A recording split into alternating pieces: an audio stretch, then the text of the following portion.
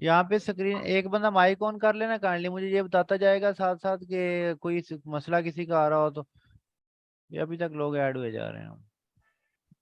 और स्क्रीन पे किसी तरह की कोई चीज नजर आ रही हो तो ये इससे हमारे फॉरेक्स से रिलेटेड हट के अपने अगर किसी की वीडियो या माइक ऑन है तो वो भी बंद कर लिया करे काइंडली। अच्छा, हम ना अपनी साइकोलॉजी को बेहतर बनाने के लिए, ट्रेडिंग के मतलब ज्यादा से ज्यादा नॉलेज हासिल करने के लिए हम मैक्सिमम जो है वो थ्योरी पे फोकस कर रहे थे। थ्योरी पे फोकस करने का मकसद आप लोगों को कई बार बता चुका हूँ कि एक तो आप लोगों की साइकोलॉजी है वो बेहतर हो जाती है। दूसरा, आपके पास एक बेहतरीन सा इल्म आ जाता है, आप फॉरेक्स को चार्ट से हटके भी जो है वो चीज़ों को देख देख सकते हैं। तो इसलिए हम थ्योरी, जो फॉरेक्स रिलेटेड थ्योरी है, और उसके अलावा फॉरेक्स से रिलेटेड जितने भी टॉपिक्स हैं हमारे, जो हमें दूसरे कोर्सेज में नहीं करवाए जाते, तो पैरेलल एकेडमी जो है वो नहीं करवाई जाती, वो हम करवाना चाह रहे थे। तो इसलिए जो है हम थ्योरी पे ही अभी तक फोकस कर रहे हैं। तो आज हम जो डिस्कस करने जा रहे हैं वो है हिस्ट्री ऑफ फॉरेक्स ट्रेडिंग, के फॉरेक्स ट्रेडिंग की हिस्ट्री क्या है। अभी तो जो हम फॉरेक्स ट्रेडिंग यूज कर रहे हैं आजकल, इसे मॉडर्न फॉरेक्स ट्रेडिंग कहते हैं। और ये मैक्सिमम जो है 1990 से लेके अभी तक यही वे जो है यूज किया जा रहा है पिछले कोई 30 साल से। इससे पहले जो जब फॉरेक्स स्टार्ट हुई, फॉरेक्स एक्चुअली जो इसके अंदर एग्रीमेंट्स हुए, कंट्रीज ने किस तरह से इसके अंदर जो है वो कोलैबोरेट किया, तो वो सारी चीजें जो है ना वो आज हम डिस्कस करने जा रहे हैं हिस्ट्री के अंदर। तो अगर हम इसकी हिस्ट्री की बात करें, वैसे तो ये कॉइनेज जो जमाना था, जो ग्रीक, सॉरी जो ओल्ड हमारा कबले मसीह जो है उसमें भी फॉरेक्स ट्रेडिंग तो होती थी, लेकिन उस टाइम पे कोई करेंसी नहीं थी। उस टाइम पे गोल्ड की सूरत में ही ट्रेडिंग की जाती थी। गोल्ड स्टैब्लिश जो है वो सारा सिस्टम था, जिसमें गोल्ड को ही माना जाता था करेंसी के तौर पे। उसके बाद आस्ता आस्ता वो चीजें तरक्की करती गई। 15वीं सदी के अंदर जो है वो एक खानदान था, मेडी खानदान, उसने जो है वो कुछ बैंक्स बनाए। एम्स्टर्डम जो कि नेदरलैंड्स का वो है, दारुल खुलाफा है सिटी, उसके अंदर कुछ बैंक्स बनाए। वहां पे उन्होंने जो है वो कपड़े के ताजरों के लिए जो है ना उन्होंने करेंसी की एक्सचेंज बनाई, कि लोग आए जो उनसे रिलेटेड थे वो वहां पे आके कपड़ा देते और उनसे उसके बदले में कुछ चीजें ले जाते। बाटा सिस्टम भी चलता था इससे पहले, यानी कि एक चीज दो और दूसरी लो, वो सारी चीजें भी थी। तो ये बाज़ातिनी जो एम्पायर था, जो सल्तनत थी, उसके अंदर भी जो है वो बैंक्स वगैरह क्रिएट किए गए। एक्चुअल जो चीज़ें इसमें डिस्कस की जाती हैं, एक्चुअली जहाँ से फॉरेक्स को एक्चुअल शेप मिली है, वो लेट 18वीं सदी, यानी 18वीं सदी के आखिर और 19वीं सदी के शुरू में गोल्ड के अगेंस्ट जो है वो नोट छापे गए। यानी कि जितना गोल्ड मौजूद होता था उतने ही नोट छापे जाते थे, और उसी एक नोट के अगेंस्ट उतना ही गोल्ड किसी को दे दिया जाता था। अगर कोई बंदा नोट देता तो उसे उतना ही गोल्ड मिल जाता, यानी कि जमानत के तौर पे गोल्ड की वो नोट होता था, वो करेंसी होती थी। अच्छा, हुआ क्या, जब ये जंग हुई, पहली वर्ल्ड वार हुई, वर्ल्ड वार वन जिसे हम कहते हैं, उसके बाद लोगों, जो कंट्रीज थे सारे, इनकी इकोनॉमी बहुत ज़्यादा डाउन हो गई। तो इन्होंने क्या किया कि जो गोल्ड मौजूद था उससे बढ़ के नोट्स जो है वो छापने स्टार्ट कर दिए, नोट्स जो है वो प्रिंट करने स्टार्ट कर दिए। यानी कि गोल्ड कम मौजूद होता था, लेकिन नोट्स जो है उन्होंने ज़्यादा प्रिंट करना शुरू कर दिया। अभी भी चल रही हैं खैर ये चीज़ें। तो नोट्स उन्होंने ज़्यादा प्रिंट करने शुरू कर दिए। 1931 के अंदर, 1931 के अंदर इस चीज़ को ख़त्म कर दिया गया। यानी कि इस सिस्टम से लोगों का इत्मीनान उठ गया कि जी ऐसा सिस्टम नहीं होना चाहिए, तो इसको हम थोड़ा सा और जदीद करें। तो आस्ता आस्ता ये चीज़ें चलती गई। तो 1944 के अंदर, 1944 में, वर्ल्ड वार टू के बाद शायद, तो अमेरिका के अंदर अमेरिकन गवर्नमेंट ने एक कॉन्फ्रेंस मुनक्किद की, जिसमें उसने 44 कंट्रीज के लोगों को इनवाइट किया। माउंट वाशिंगटन होटल था जहां पे ये कॉन्फ्रेंस हुई थी। 44 कंट्रीज जो है उनके नुमाइंदे वहां पे मौजूद थे। पहला जो वर्ल्ड बैंक था वो वहीं पे क्रिएट किया गया था। पहला जो वर्ल्ड बैंक था वो वहीं पे उस टाइम पे बैठ के उसका डिसीजन किया गया था। और इसके अंदर यूएस डॉलर को इकोनॉमीज की बेस के तौर पे और बेस करेंसी के तौर पे माना गया था, यानी यूएस डॉलर को बेस करेंसी के तौर पे माना गया। और इसके अंदर जो वर्ल्ड बैंक है वो क्रिएट किया गया। और जो चीज हुई इसके अंदर, गोल्ड को स्टैंडर्ड बनाया गया, गोल्ड का स्टैंडर्ड बनाया गया डॉलर के अगेंस्ट। यानी कि गोल्ड की एक औंस जो होगी, जो आजकल 1850-52 पे चल रही है, ये एक औंस जो होगी ये सिर्फ $35 के इवज जो है वो आपको मिल जाएगी। तो डॉलर को गोल्ड की जमानत के तौर पे एक बेस करेंसी के तौर पे यूज किया जाने लगा। इसके बहुत ज्यादा मकबूल हुआ 1944 से लेके ऑनवर्ड। 1973 में जाके इसको खत्म कर दिया गया इस सिस्टम को। ये कहीं ना कहीं अच्छा सिस्टम भी था, और कुछ कंट्रीज के इस पे एतराजात भी थे, क्योंकि उसके अमेरिका के रिजर्व्स थे, गोल्ड के रिजर्व्स थे, वो कम होना शुरू हो गए। मतलब उन्होंने अपनी डेवलपमेंट्स पे लगाया, अपने आप को तरक्की दी, इस वजह से उनके जो रिजर्व्स थे वो कम होना स्टार्ट हो गए। तो उसके बाद जो है इस एग्रीमेंट को 1973 के अंदर जो है वो खत्म कर दिया गया। उसके बाद स्मिथसोनियन जो है वो एग्रीमेंट हुआ, वो भी इसी दौरान ही 1971, 1972 और 1973 के दौरान ही हुआ, और उसको भी फौरी तौर पे खत्म कर दिया गया। उसके अंदर जो है गोल्ड की पर औंस कीमत जो है वो एक्चुअली ब्रेटन वुड्स का जो एग्रीमेंट हुआ था उसको बैक करने के लिए दिया गया था, ये स्मिथसोनियन एग्रीमेंट। तो इसमें गोल्ड की जो पर औंस कीमत थी वो $58 रखी गई थी, $58, और डॉलर को ही जो है वो बेस करेंसी माना गया था। तो फिर ये भी खत्म हुआ। तो आस्ता आस्ता ये 1973 के बाद ये खत्म हो गए। लेकिन उस दौरान फॉरेक्स ट्रेडिंग जो है वो चलती रही, डिफरेंट कंट्रीज की डिफरेंट करेंसीज डेवलप हो चुकी थी। हर कंट्री जो है वो साथ साथ चलता गया, और जो बड़े बैंक्स थे, जो इंस्टीट्यूशंस थे, वो ट्रेडिंग कर रहे थे। लेकिन जो इंडिविजुअल्स थे उनकी रसाई नहीं थी कि वो करेंसीज को एक्सचेंज करवा सकें, वो करेंसीज के में जाके अपना अकाउंट ओपन करके ट्रेडिंग कर सकें। 1990s में मतलब उनकी जो ट्रेडिंग होती थी वो टेलीग्राम और टेलीग्राम कह रहा हूँ, टेलीफोन और जो है वो वायर के जरिए से वो ट्रेडिंग कर रहे थे उस टाइम पे, सिर्फ बैंक्स और विद इन बैंक्स होती थी ये। उसके बाद 1990s में आके ये जब ये आ गया सिस्टम, हमारा टेक्नोलॉजी बहुत आगे आ गई, टेलीफोन्स आ गए हमारे पास, तो ये सारी चीजें आएंगी। तो देन ब्रोकरेज का कॉन्सेप्ट आ स्लाइड गया, चेंज कर लो। ब्रोकरेज का कॉन्सेप्ट आ गया, और ब्रोकर्स जो हैं वो उन्होंने इंडिविजुअल्स के अकाउंट जो है वो ओपन करना स्टार्ट कर दिए। तो ये लेट 1990s में 1999 तक जो है ना वो तकरीबन हर ब्रोकर जो है वो हर बंदे का, हर इंडिविजुअल का अकाउंट ओपन कर रहा था। तो इस तरह से जो हमारा मॉडर्न फॉरेक्स है, मॉडर्न फॉरेक्स मार्केट है, उसका आगाज हुआ। तो यहाँ तक जो है ये इसकी मॉडर्न फॉरेक्स से पीछे की हिस्ट्री थी। तो मॉडर्न फॉरेक्स के अंदर जो है वो ब्रोकर्स आ गए, ब्रोकर्स के अंदर जो है वो अकाउंट ओपन होना स्टार्ट हो गया, डिपॉजिट्स, विड्रॉल्स। और फिर पहले फीसद होती थी कि अगर आप किसी फॉरेन ब्रोकर में अकाउंट ओपन कर रहे हैं तो वहां पे आपको फीस देना पड़ेगी, अगर आप लोकल ब्रोकरेज हाउस में अकाउंट ओपन कर रहे हैं वहां पे और फीस देना शुरू। ये आस्ता आस्ता डेवलपमेंट्स होती गई, और आज आप लोग देख रहे हैं, आज हाँ आप नहीं बोलते। आज आप सब लोग देख रहे हैं कि जितने भी हमारे, यार ये जी सर जी, स्लाइड तो चेंज करें। स्लाइड चेंज नहीं है, स्लाइड यही है, बस वो मैं जबानी कलामी बता रहा हूँ आप लोगों को। ओके तो सर। हाँ, ये एक्चुअली ये एक स्टोरी थी, तो इसको मैं स्लाइड्स में किस तरह से बयान करता, मैं वो एनिमेशन बनाने की कोशिश की थी, वो मुझे बनानी नहीं आती, वो जो दूसरी बनाते हैं वाइट बोर्ड एनिमेशंस। तो इसलिए जो है फिर मैंने कहा कि जी आपको स्टोरी ही सुना दूंगा सारी, तो इस वजह से।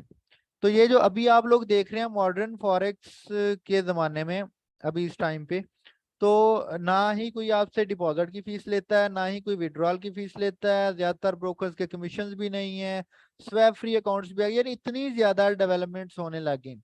तो अभी अभी इसको जो है हम तकरीबन हर साल छः, अभी मैं हम साइज की बात करेंगे, साइज ऑफ फॉरेक्स मार्केट की बात करेंगे इसके बाद। तो उसमें मैं आपको बताता हूँ कि हम जो है वो कितना हमारा ग्रोथ रेट है फॉरेक्स मार्केट का। हम अपने नेक्स्ट टॉपिक की तरफ चलते हैं। ये स्टोरी थी, इसमें मैं आपको एक और चीज़ बता देता हूँ कि उस टाइम पे, ये 1955 की बात कर रहा हूँ, प्रीवियस 1955 की, ये मेरे ध्यान में आ गया। तो उस टाइम पे जब ये पहला हमारा जो ब्रेटन वुड्स का एग्रीमेंट हो चुका था और वो चल रहा था, तो उस टाइम पे मैं कुछ प्राइसेस हैं वो आपको बता देता हूँ कि $1 जो था, $1 360 येन के बराबर था। आजकल $1 105 येन के बराबर है, आप देखते हैं मार्केट में। और जर्मन की जो करेंसी थी उसके 4.2, तब तक यूरो नहीं आया था। ये यूरो इन्होंने बाद में एक मतलब आपस में कोलैबोरेट करके सारे यूरोपियन कंट्रीज में ये बाद में लेके आए। 1955 तक जो है ना, यूरो जो है वो इनकी नेशनल करेंसी के तौर पे नहीं माना जा रहा था।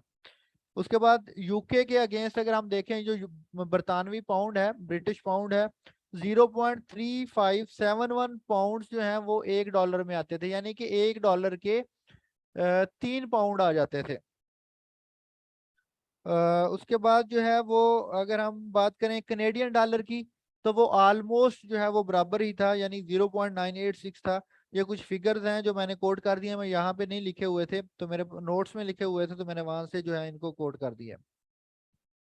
तो यहाँ पे आप लोगों के लिए मैं एक असाइनमेंट दे रहा हूँ, क्या मुझे 2 क्वेश्चन जो है उनके आंसर करने हैं आप लोगों ने। एक क्वेश्चन है कि कितने मुल्क हैं, कितने ऐसे मुल्क हैं जिनकी करेंसी जो है वो रुपीज है, यानी कि रुपया जो है वो सिर्फ पाकिस्तान में चलता है या इंडिया में चलता है। या आप बताएंगे कि कितने ऐसे मुल्क हैं जिनकी करेंसी जो है वो रुपया है, रुपी है। और दूसरा, कितने ऐसे मुल्क हैं जिनकी करेंसी यूरो है, सबके आपने नाम लिखने हैं। और कितने ऐसे मुल्क हैं जिनकी करेंसी जो है वो डॉलर है, आपने उनके नाम लिखने हैं। ये आपकी हिस्ट्री के लिहाज से जो है वो असाइनमेंट हो जाएगी। नेक्स्ट हम बात करते हैं साइज ऑफ द मार्केट।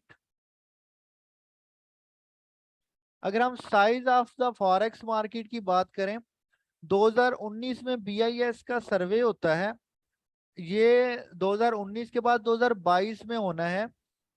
2022 में बल्कि हो चुका है, ये 1 अप्रैल 2022 को हो गया था। इसके रिजल्ट्स जो है वो हमें सितंबर में आएंगे, और इसके जो फाइनल रिजल्ट हैं इब्तदाई सितंबर में आ जाएंगे, और जो फाइनल रिजल्ट्स हैं वो दिसंबर में आएंगे। तो ये हर 3 साल बाद होता है एक्चुअली, तो इसलिए 2019 वाला ही मैंने काउंट किया है। नेक्स्ट जो है वो मैंने अभी तक नहीं देखे। जो अभी 2022 में हुआ है उसमें तकरीबन 1200 जो फिनेंशियल इंस्टीट्यूशंस हैं उन्होंने उसमें अपनी जो है वो हिस्सा डाला है उस सर्वे के अंदर। तो एक बहुत ही लायबल और लायबल जो है ये सर्वे होता है। तो इसके मुताबिक जो फॉरेक्स का डेली का है टर्नओवर, एक दिन का, वो 6.6 ट्रिलियन डॉलर्स पर डे है। यानी 6.6 ट्रिलियन डॉलर्स पर डे एक दिन का 2019 के मुताबिक। ये तकरीबन 6% के हिसाब से मार्केट में ग्रो कर रहा है पर एयर के हिसाब से। अच्छा, अगर हम total entire global forex market की बात करें, तो ये 2.4 क्वाड्रिलियन, क्वाड्रिलियन जो है इसका 2.4 का मतलब है 2409, यानी कि तकरीबन 1000 ट्रिलियन होते हैं एक क्वाड्रिलियन में। तो 2409 ट्रिलियन डॉलर की मार्केट है टोटल, अगर हम इसकी वर्त करें। और यहाँ पे आपको बताता चलूंगा, ग्लोबल जीडीपी जो है वो 2019 के मुताबिक, ग्लोबल जो पूरी दुनिया की जीडीपी है, जीडीपी कहते हैं ग्रास डोमेस्टिक प्रोडक्ट को। और ये हम इंशाल्लाह जब स्टॉक्स को स्टडी करेंगे देन मैं आपको जीडीपी पे एक डिटेल जो है वो लेक्चर दूंगा। इसको किस तरह से मेजर किया जाता है, कौन से एस्पेक्ट्स इस पे असरअंदाज होते हैं, उन सारी चीजों को। तो जो टोटल जीडीपी है वो है 142 ट्रिलियन डॉलर्स, यानी ये टोटल जो दुनिया का जीडीपी है उससे भी 17 टाइम बड़ी मार्केट है फॉरेक्स मार्केट।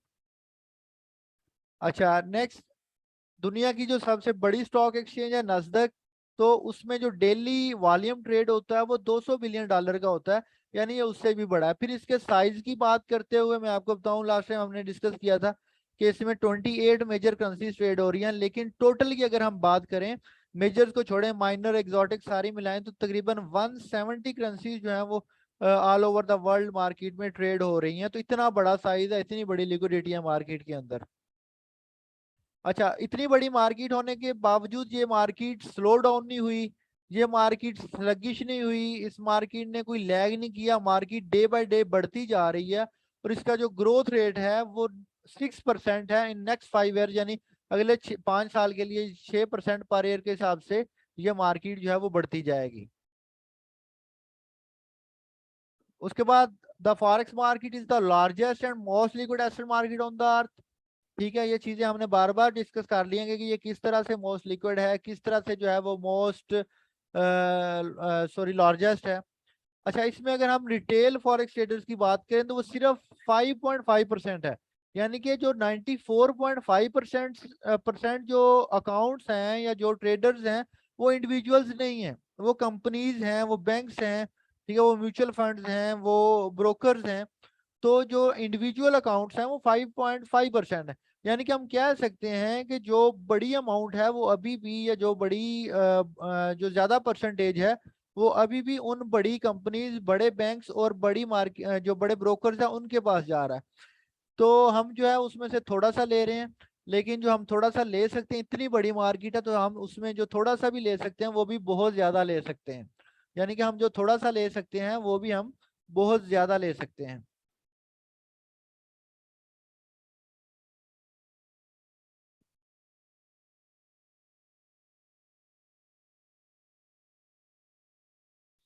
अच्छा, अगर हम इसके मेजर प्लेयर्स की बात करें तो इसमें तकरीबन 5 ऐसे बैंक्स हैं जो इस पूरी मार्केट का 40% जो है वो शेयर रखते हैं।